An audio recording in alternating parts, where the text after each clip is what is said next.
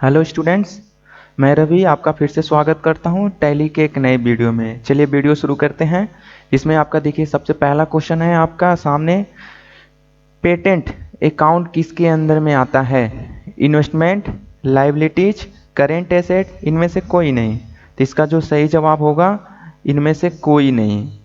क्यों? क्योंकि patent account एक कॉपीराइट होता है, एक कॉपीराइट एक्ट होता है जहाँ पे हम अपने कोई भी मटेरियल होता है उस पर पेटेंट कराते हैं कॉपीराइट पे।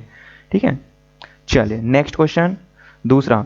ड्राइंग अकाउंट होता है आहरण को बनाकर किस अकाउंट से लिंक किया जाता है? Capital, current assets, current liabilities, drawing. तो इसका जो सही जवाब होगा आपका कैपिटल। नेक्स्ट तीसरा क्वेश्चन, ट्रांजैक्शन ट्रांजैक्शन निम्न में से किसमें इंटर किया जाता है? जर्नल, लेजर, ट्रायल बैलेंस या इनमें से कोई नहीं।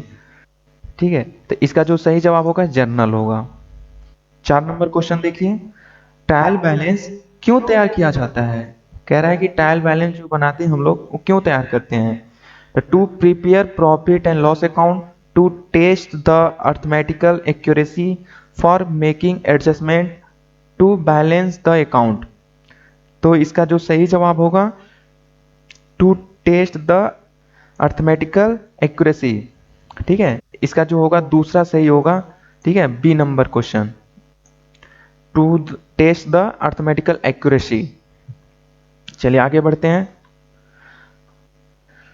पूंजी को देयता के रूप में माना जाता है। पांचवा, पूंजी को देयता के रूप में जान पहला कह रहा है answer dual aspect concept, money measurement concept, matching concept, entry concept.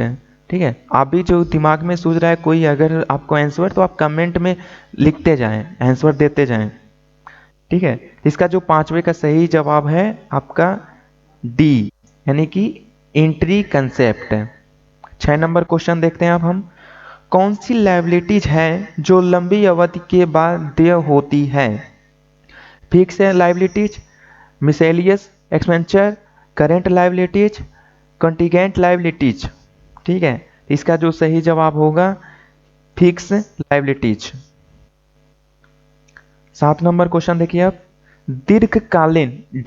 दीर्घकालीन देनदारियों के लिए एक उदाहरण है, यानी कि लंबे समय तक देनदारियों के लिए एक उदाहरण है, वो क्या है? Creditor, debenture, overdraft, bill payable. ठीक है, इसका जो सही जवाब होगा डेवेंचर। 8 नंबर देखिए, डैश सभी अकाउंट का कलेक्शन होता है, क्या होता है वो? जर्नल, वाउचर, इनवाइस या लेजर। तो इसका जो सही जवाब होगा लेजर। 9 नंबर क्वेश्चन देखिए, निम्न में से कौन सी मूल प्रविष्टि यानी ओरिजिनल एंट्री की पुस्तक है? जर्नल, वाउचर, इनवाइस या लेजर। ठीक है, तो इसका जो सही जवाब होगा जर्नल। 10 नंबर, दिए गए दिनांक पर किसी विशेष खाते की शेष राशि का पता लगाने की प्रक्रिया क्या कहलाती है? Posting, journalising, balancing, accounting. तो इसका जो सही जवाब होगा वो आपका बैलेंसिंग।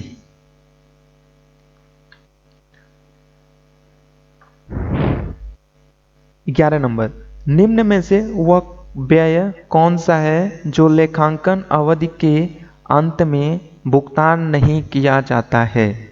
पहला कह रहा है outstanding expense, prepaid expense, propose expense, working capital. ठीक है, तो इसका जो सही जवाब होगा आउटस्टैंडिंग एक्सपेंस। डैश मूर्त यानी कि टेंजिबल संपत्ति के लिए एक उदाहरण है। मूर्त और अमूर्त है, टेंजिबल और इंटेंजिबल। तो यहाँ पे मूर्त की बात हो रही है, जो मूर्त होती है। ठीक है, फर्नीचर, देनदार, पेटेंट, शेयर और डेबिचरों के मुद्दों पर छूट है। ठीक है, तो सबसे पहली चीज यहाँ पे ध्यान दीजिएगा, मूर्त कह रहा है जिसमें कोई जान नहीं हो। ठीक है, उसी की बात कर रहा है।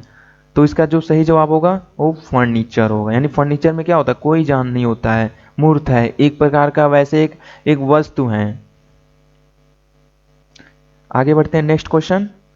कौन सा खाता अजीब ओड होता है? ओड, अजीब का मतलब ओड है, ठीक है।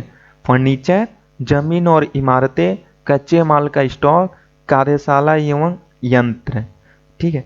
तो 13 नंबर यानी इसका जो है कच्चे माल का स्टॉक। नेक्स्ट क्वेश्चन, इनमें से कौन सा लेखांकन जानकारी के बाहरी उपयोगकर्ताओं का उदाहरण है? Government, owner, measurement, employ. तो इसका जो सही जवाब होगा गवर्नमेंट। 15 नंबर क्वेश्चन देखिए क्या कह रहा है। जब ग्राहक सामान लौटाता है तो उसको डैश भेजा जाता है? Debit note, credit note, proforma, चालान बिल।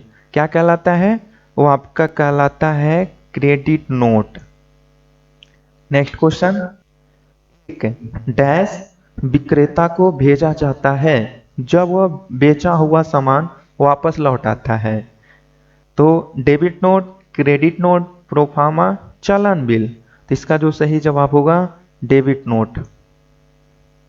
नेक्स्ट क्वेश्चन, इनमें से कौन सा लेन देन नहीं है?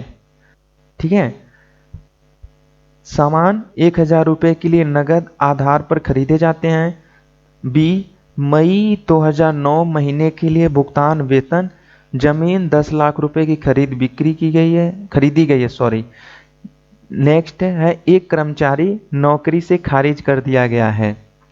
इसका जो सही जवाब होगा डी, यानी एक कर्मचारी नौकरी से खारिज कर दिया गया है।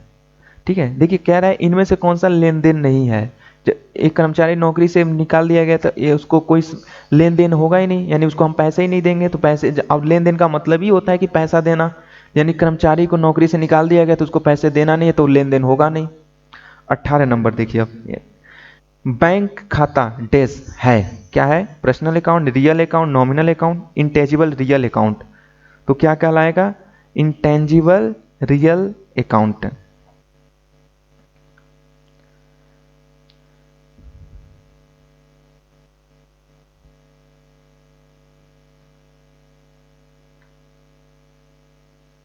उन्नीस नंबर, अर्जित आय को प्राप्त नहीं होती है डैश के नाम से जानी जाती है। ठीक है, advance income, propose income, outstanding income, accurate income. ठीक है, तो इसका जो सही जवाब होगा एक्यूरेट इनकम, यानी अर्जित आय। 20 नंबर क्वेश्चन, डैश मालिक के द्वारा व्यवसाय में निवेश की गई राशि को संदर्भित करता है। ठीक है, तो क्या है? Loan, advance, capital, prepaid expense. ठीक है, इसका जो सही जवाब होगा कैपिटल होगा। यह वीडियो आपकी यहीं पे समाप्त होती है। वीडियो देखने के लिए आपका थैंक यू। वीडियो को लाइक करिए और कोई अगर दिक्कत है, कुछ पूछना है तो हमें कमेंट में ज़रूर पूछिए।